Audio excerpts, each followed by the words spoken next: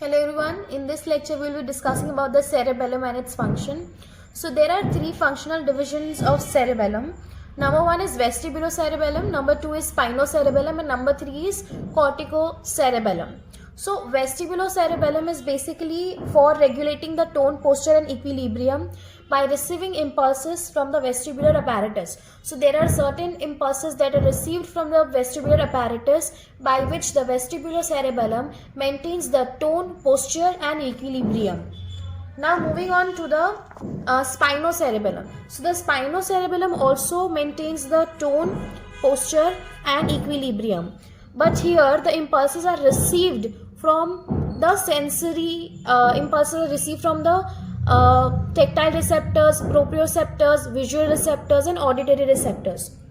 So here it is the vestibular apparatus. The impulses are received from the vestibular apparatus, right?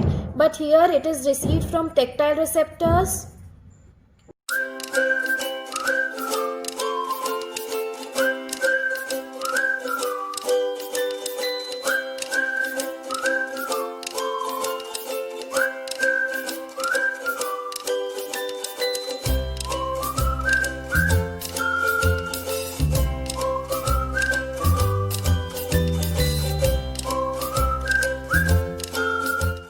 from the proprioceptors, the visual and auditory receptors. Okay, so these are basically some receptors which are based on touch, sensation and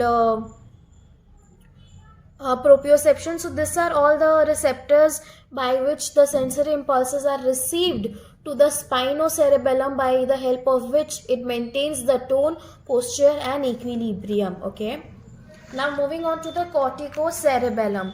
The corticocerebellum has various functions. So we will see all these functions. Now let's just name them. What are the functions? Okay, so number one is the control of ballistic movement. Control of ballistic movement is done by the corticocerebellum. The other is the comparator function. The third one is the damping function, damping action. Okay.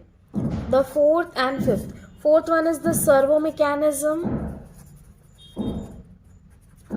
And fifth one is the timing and programming the movements.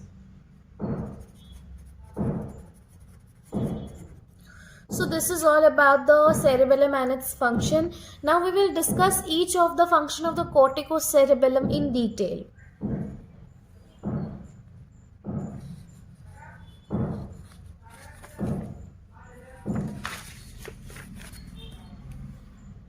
So the first one, as you know, is the control of ballistic movement, right? So control of ballistic movement. So there are this ballistic movements. Now what are the ballistic movements? So ballistic movements are basically rapid alternate movements.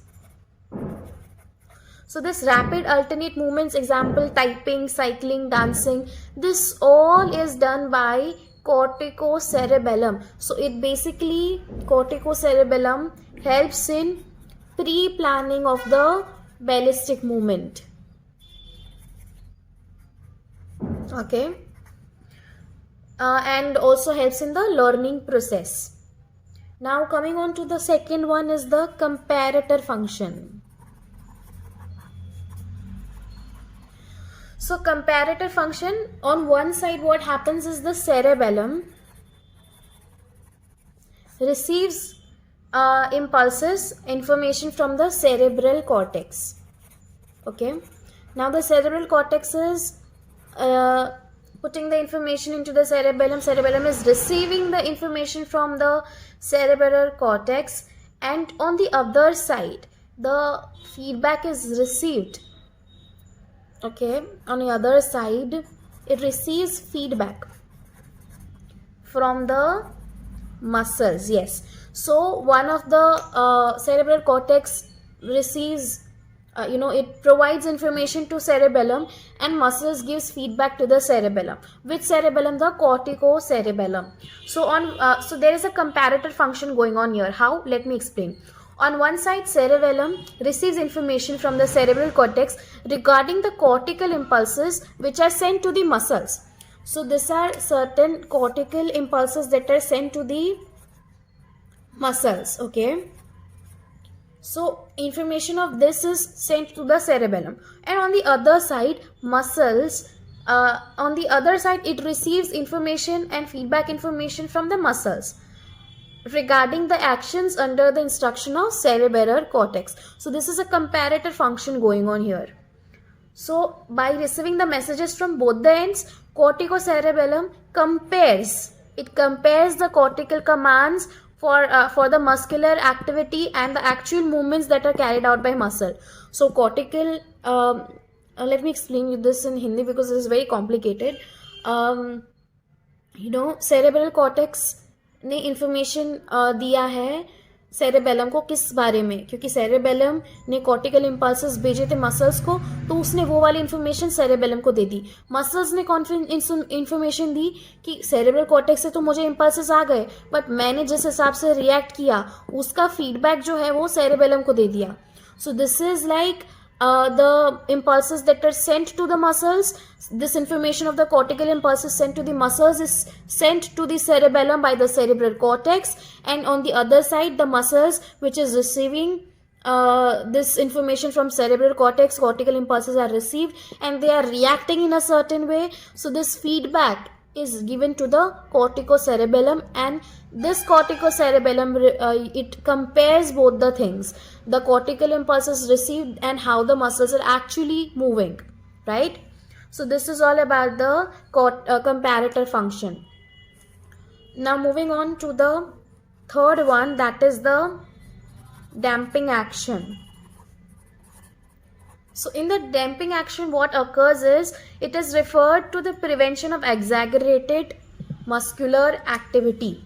So prevention of exaggerated muscular activity. So this is basically helping in voluntary movements and making it more smooth and precise. Okay. So this is all about the damping action. Now let's discuss about the other two remaining function. Servomechanism. So in servomechanism, what happens is it does correction of any disturbance or interference while performing skilled work. For S, servomechanism, and for S, skilled work. So during skilled work, if there is any information that needs to be corrected, that is done by the servomechanism. So this is basically helping in sequential movement. So this is all about the servomechanism that is done by the corticocerebellum. Last but not the least, timing and programming.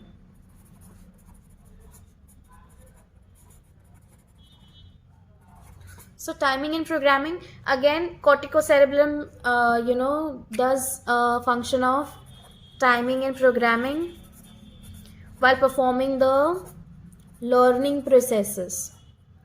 So during the learning processes, corticocerebellum maintains and helps in timing and programming of these movements. For example, while using a typewriter. So these are all the functions of cerebellum. I hope everything is clear. If you have any doubts, you can just comment down in the comment section below. Happy learning.